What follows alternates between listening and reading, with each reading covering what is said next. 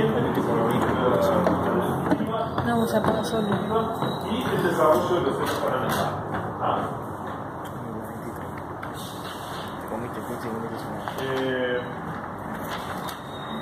¿Dudas hasta acá? Entonces ahora sí nos vamos a meter en la faringe primitiva propiamente dicha.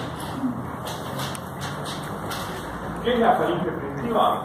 Es una estructura transitoria característica del periodo embrionario que aparece aproximadamente al fin de la cuarta, comienzo de la quinta semana y que, como tal, a la octava semana ya desapareció. Se localiza en la región cervical y se caracteriza por la presencia de estructuras segmentarias en forma de arco o de herradura, abiertas dorsalmente, que rodean a la faringe primitiva o al sector más anterior del intestino primitivo anterior.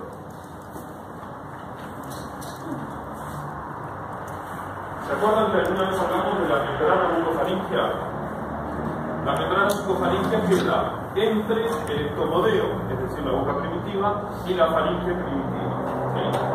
¿Sí? Esa membrana bucofaringea, durante estas semanas de desarrollo, alrededor de la quinta semana más o menos, se rompe y permite la comunicación entre la boca y la faringe. Cuando se desarrolle toda la musculatura, la lengua, etcétera,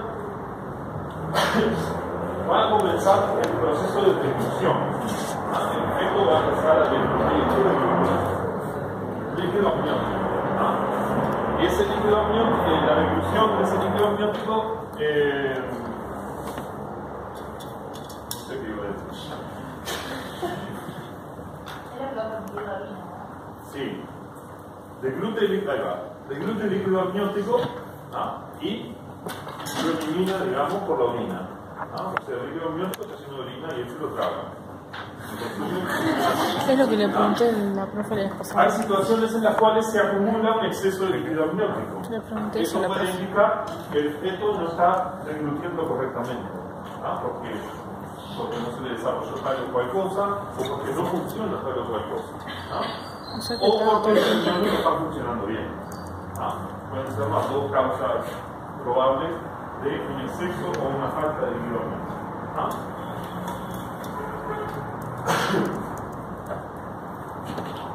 Lo que caracteriza entonces a la faringe primitiva es la presencia de los arcos faríngicos, que son estas estructuras que están acá.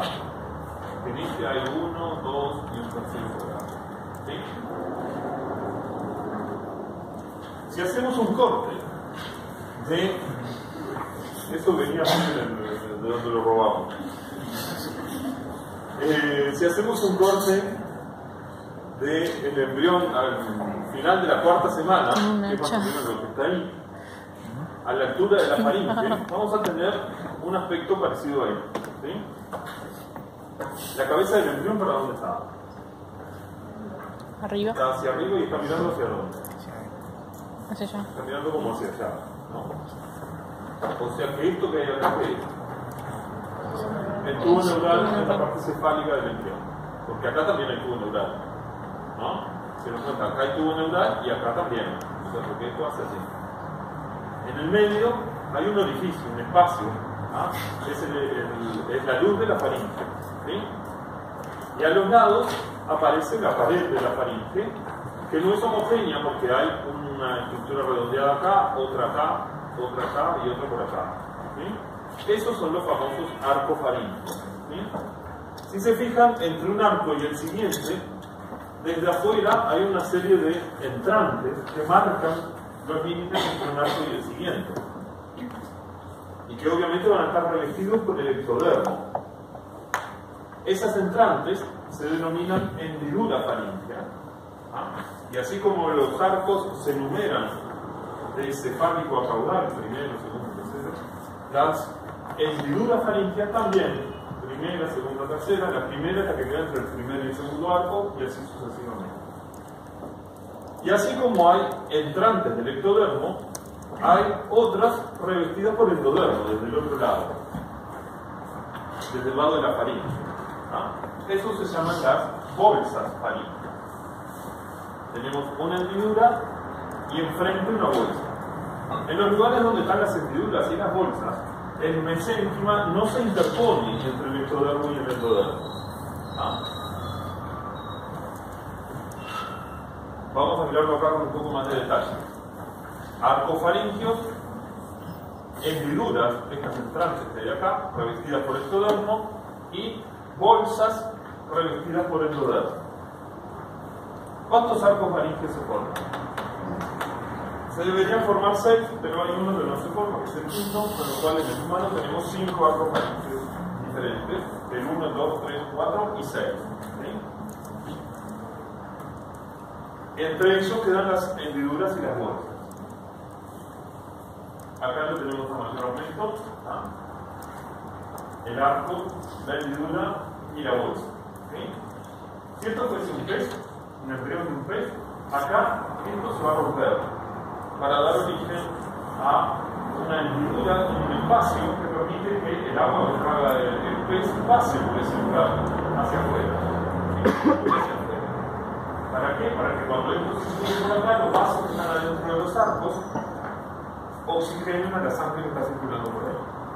Así funcionan las ramas. La evolución ha llevado a que desarrollemos pulmones, entonces no necesitemos branquias.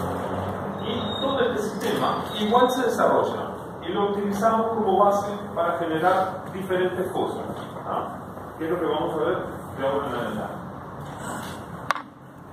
En el centro de cada arco hay un eje de mesénquima, revestido externamente por el ectodermo e internamente por el endodermo. ¿Sí? Y fíjense en un detalle que no es menor. Yo acá hablé de ectodermo y acá hablé de endodermo, y uno pensaría lógicamente que acá en el medio debería decir mesodermo, pero no dice mesodermo, dice mesénquima. ¿Por qué razón? Porque ese mesénquima incluye más cosas que el mesodermo. En este conjunto de células que hay acá en el mesénquima de cada arco, hay una mezcla de células provenientes del mesodermo paraxial, del mesodermo esplásmico y de la cresta neural. ¿Por qué? Porque en cada uno de esos arcos hay un eje cartilaginoso que mantiene la estructura del arco. Hay un vaso, hay un nervio, hay un músculo y hay mesénquima. Y ya sabemos que los músculos se originan del mesodermo somítico o del mesodermo paraxial, que los vasos se originan del mesodermo esplásmico, y en la región de la cabeza el cartílago, el mesénquima, mayormente se forma a partir de la cresta neural. O sea que dentro de eso que llamamos mesénquima hay una mezcla de células capaces de generar diferentes tejidos, ¿sí? Y que tienen diferentes orígenes.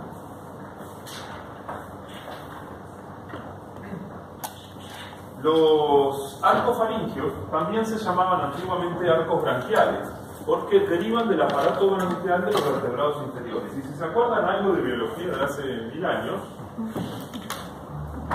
cuando estudiaban los peces, los reptiles, los anfibios, todo eso, probablemente estudiaron que los peces más primitivos no tenían mandíbula.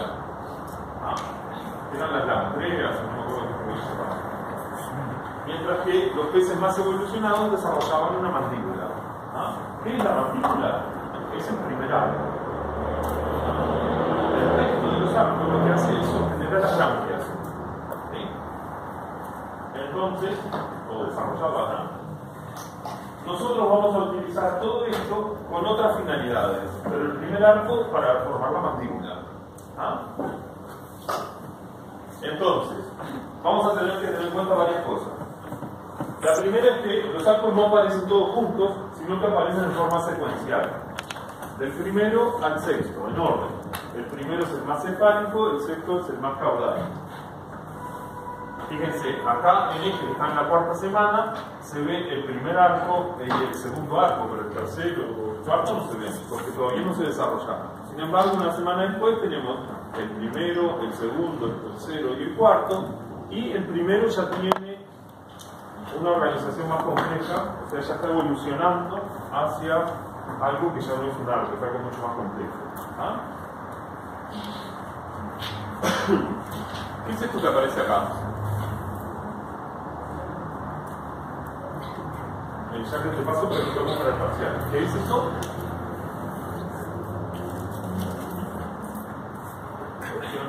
¿Qué cosa? Bueno, pero... Te voy a hacer el parcial, tienes que escribirlo. En lugar de escribirlo van a decir cosas. ¿Qué es eso? No tiene la opción. Ella se estaba señalando la oreja. Como yo estaba haciendo así. Por ahí alguien dijo oído. ¿Hay algo de eso que esté bien?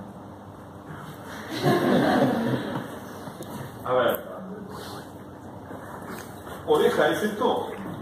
No. ¿Oído es esto? ¿Podemos decir que es oído? No. Es algo que va a estar vinculado al oído, eso sí. ¿Pero qué? Tiene nombre. ¿Qué hay acá? ¿Qué hubo acá y que ahora se está transformando?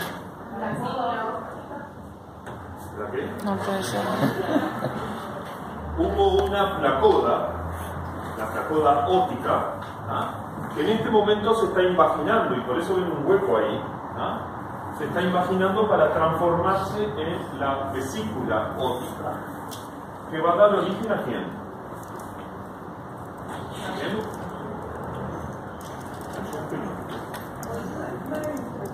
Al oído interno, ¿ah? Al oído interno. ¿Ah? Pero acuérdense que está acá enfrente de donde está el primer y el segundo arco, porque van a ver que todo esto tiene algo que ver. ¿Ah? No, eso soy yo. Eso no soy yo, medio. ¿Cómo? Hoy les dije que el primer arco tenía nombre propio, era el arco mandibular. El segundo arco también tiene nombre propio, se llama arco ioideo, pero los dos tienen el mal puesto el nombre, porque uno pensaría que si se llama arco mandibular da origen a la mandíbula, y si se llama arco ioideo da origen al ioide. ¿Ah? El primer arco da origen a la mandíbula, pero también da origen al maxilar. ¿Ah? Se divide en dos procesos, uno por encima del estomodeo, que es el proceso maxilar, y uno por debajo del estomodeo, que es el proceso mandibular. ¿Ah? El segundo arco va a dar una parte del ioide, pero después vamos a ver que el resto lo origina el tercer arco, que no tiene nombre. ¿Ah? El tercer arco. O sea que tengan cuidado que los nombres no siempre explican bien a qué se debe. Y dijimos que dentro de cada uno de estos arcos teníamos un nervio cartílago, un vaso aórtico, mesénquima, rodeado externamente por el ectodermo e internamente por el poder. Y para desgracia de ustedes, y en algún momento también fue para desgracia mía, cada uno de ellos da origen a una cosa diferente, que se lo van a tener que aprender. Y eso es lo que van a tener que aprender de memoria. ¿Ah? Sobre todo porque les queda poco tiempo. No es para que se pongan nerviosos ni nada. No me digas. Bien. Acá empiezan las listas. De los cartílagos de los arcos faringeos, después lo vamos a ver más detallados, ¿no? Pero de los cartílagos de los arcos se originan los huesos endocondrales del viscerocráneo y los cartílagos laringeos. Del mesénquima de los arcos se originan los huesos membranosos del viscerocráneo, los músculos de la cara, los músculos vinculados a la faringe, a la laringe. Los nervios de cada arco son parte de alguno de los pares craneanos, ¿ah? El quinto, el séptimo, el noveno y el décimo. Las arterias de los arcos, lo vimos el otro día, iban a dar origen a múltiples vasos diferentes, dependiendo si era el lado izquierdo o el lado derecho, si era el primero, el segundo, el tercero o cuarto. ¿Ah? Y además, todo esto que hablamos acá se origina de la parte lateral de cada arco. El piso de la faringe, es decir, de la zona más ventral de la faringe primitiva, se van a originar la lengua y la glándula tiroides. ¿Ah? Esto como el resumen de lo que se origina de la faringe primitiva. Todo eso sale de la faringe primitiva. Vamos a ir viéndolo en forma más detallada. Derivados del cartílago de los arcos faringeos. El primer arco, dijimos hoy que da origen al cartílago de Meckel, el cual en su mayor parte desaparece cuando es sustituido por el tejido óseo que da origen a la mandíbula. ¿Ah? Pero él no participa en formar la mandíbula. su extremo más dorsal sí se osifica y da origen a el martillo. Es decir, que estamos originando ¿qué? Oído medio. ¿Sí? Nos falta un hueso. Martillo, yunque. Estribo. Nos falta el estribo. El estribo sale del extremo dorsal del cartílago del segundo arco. Con lo cual, el oído interno deriva, el oído medio, perdón, deriva del primer, o recibe contribuciones del primer y del segundo arco.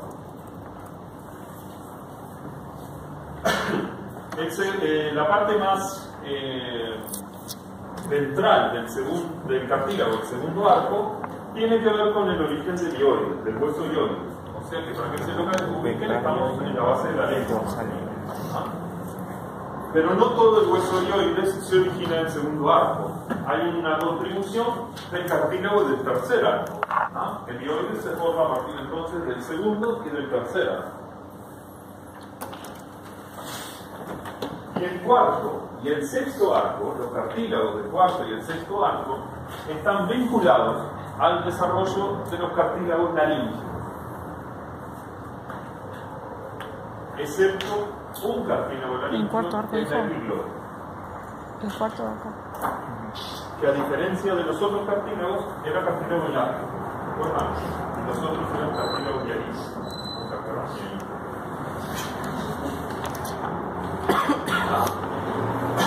Resumen. A partir del primer arco se forman el martillo y el yunque y la parte del efecto. Que se originan de la cresta neural del mesencéfalo y del mesencéfalo. El segundo arco da origen al estribo, es decir, el huesecillo que nos faltaba, y parte del ioides. La otra parte del ioides deriva del tercer arco, y el cuarto y el sexto dan origen a los cartílagos hialinos de la laringe. El origen es para que tengan una idea. Fíjense que los primeros es sobre todo cresta neural y lo que tiene que ver con la laringe, el cuarto y el sexto es mesodermo lateral. Son diferentes de dónde sale cada uno de ellos. Y la epiglotis es un derivado del piso de la faringe definitiva a la altura del tercer y el cuarto arco. Que lo vamos a hablar de ella cuando hablemos de del desarrollo de la epiglotis. Pero claro, segunda lista. Los derivados musculares de los arcos faríneos. Si bien esto es una lista, creo que la relación con la lista anterior. Del primer arco se formaban la mandíbula y el maxilar. Los músculos del primer arco van a ser los músculos masticatorios. Siguen una lógica. ¿Sí? Los músculos del segundo arco son los que se extienden más por la cara, por el viscerocráneo, y van a dar origen a los músculos de la expresión facial.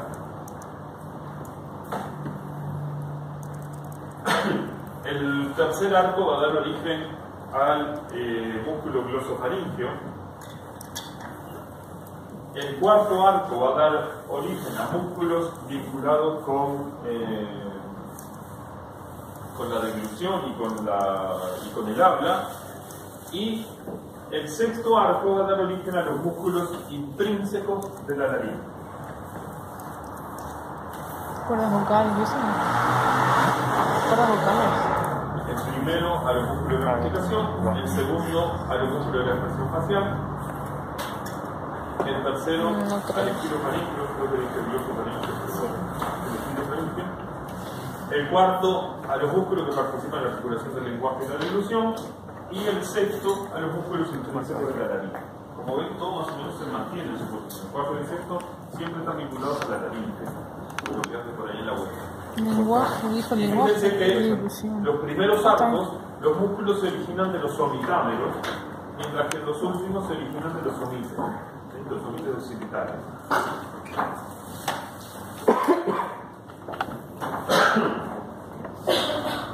Cada arco, a su vez, también es recorrido por un nervio, que es una rama de, o que forma parte de algún par craneal. El primer arco contiene las ramas siguientes. ¿Cuáles se llamaban las tres ramas del trigémino?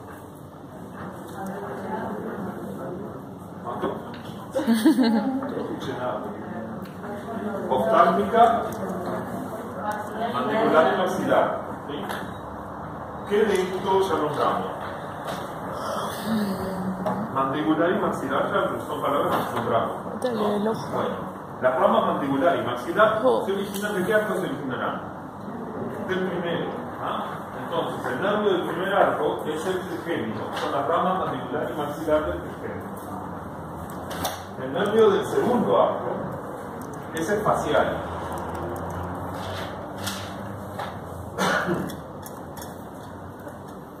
El tercer arco está vinculado al noveno par.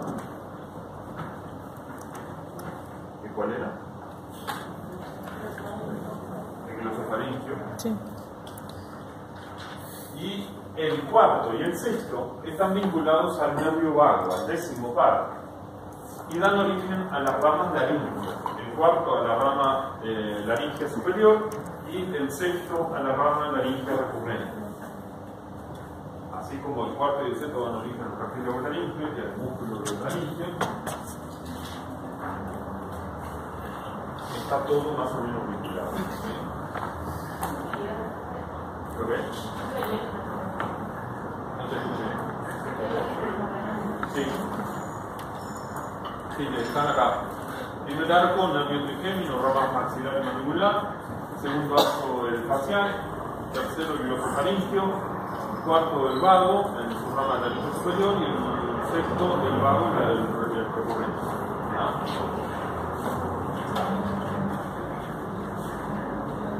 Los vasos de cada arco no lo vamos a repetir. Este esquemita ya lo vimos. ¿Se acuerdan? Era todo simétrico y después desaparecían unos, permanecían otros y daban origen a diferentes cosas que lo tienen resumido en este cuadrito. El primer y el segundo arco daban origen a vasos de escasa relevancia. El tercero daba origen a la carótida común y al segmento inicial de la carótida interna, tanto del lado derecho como del lado izquierdo. El cuarto arco daba origen a diferentes cosas del lado derecho y del lado izquierdo. Del lado derecho daba origen al musculaje y del lado izquierdo daba origen al formado parte del caso de la aorta. Y el sexto iba a dar origen a los segmentos iniciales de las arterias pulmonares de ambos lados. Pero del lado izquierdo permanecía un segmento de ese arco formando el conducto arterioso hasta el nacimiento que permitía la comunicación entre la aorta y la pulmonar. ¿Ah? Bien, y otros derivados del mesénquima de los arcos son estos, que si se fijan son algunos huesos, la dermis de la cara y después es lengua, ¿sí? Y epiglotis. Fíjense, la lengua tiene componentes del primero, del segundo, del tercer y del cuarto arco. Y si recuerdan lo que vimos recién, el cuarto, cada uno de esos cuatro arcos tenía ramas nerviosas diferentes. Y si se acuerdan algo de la inervación de la lengua, de la anatomía, probablemente recuerden que había muchos nervios implicados adentro. Unos nervios sensitivos, motores, uno con el músculo gustativo, otro con la mucosa en general. Y tienen que ver con esto. ¿De dónde sale la lengua? ¿Y qué nervio está asociado a cada uno de esos arcos? Bien. Cambiamos lista. Ahora nos vamos a meter en los derivados ectodérmicos y endodérmicos, es decir, de las bolsas y las hendiduras faríngeas. Bolsas y hendiduras faríngeas que desaparecían en los peces, pero que ahora los usamos para otra cosa. Y básicamente para lo que los usamos es para generar dos tipos de órganos. Órganos del sistema linfoideo vinculados al linfoideo y glándulas endógenas. Algunas glándulas endógenas. Y ahora vamos a ver cuáles.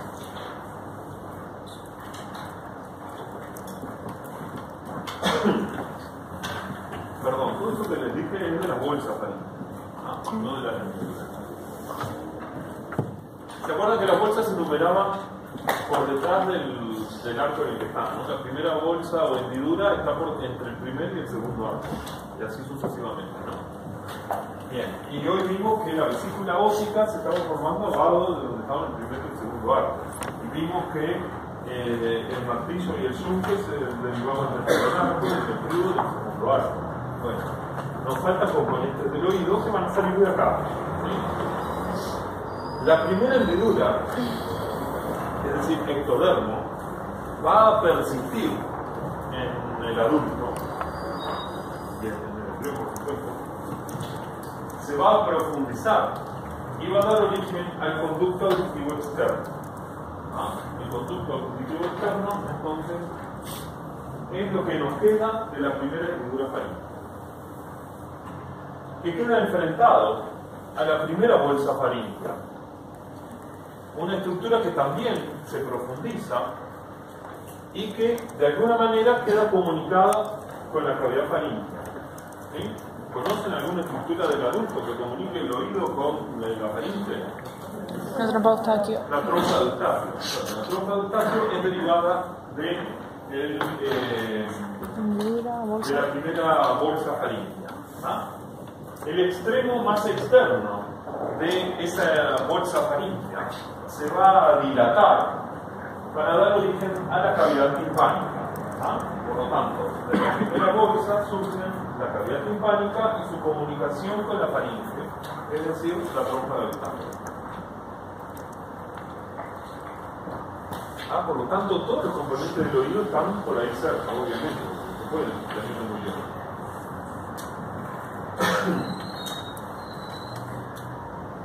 Mientras se profundiza esto y se está formando el oído externo y el oído medio, el mesénquima del segundo arco,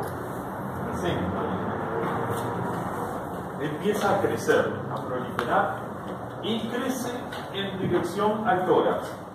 ¿Sí?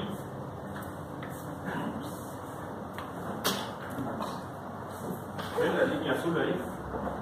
¿Ven que acá hay un espacio? Esto es el segundo arco que crece en esta dirección, hacia abajo en el objeto. ¿Sí? Y en su crecimiento va a ir tapando la superficie del segundo, del tercero, del cuarto y del sexto arco. ¿Sí? Lo cual va a permitir que el cuello sea liso. Esa es la razón por la cual el cuello queda liso y no como estaba originalmente segmentado.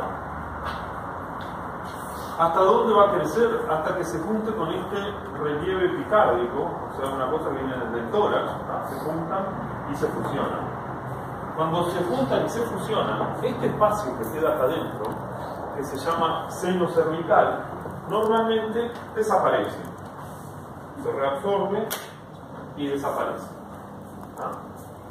Pero muchas veces quedan restos de ese seno cervical que puede pasar toda la vida y no nos enteramos, o se puede inflamar, se puede infectar, se puede filtrizar hacia afuera, ¿no? Generar un bulto, ¿no? Que es una acumulación de líquidos, de pus, de lo que sea, en una cavidad revestida por un epitelio que es ectodérmico y queda un resto de este seno cervical. ¿Ah? Pero normalmente no pasa nada y generalmente desaparece de todo. Lo normal es que desaparezca.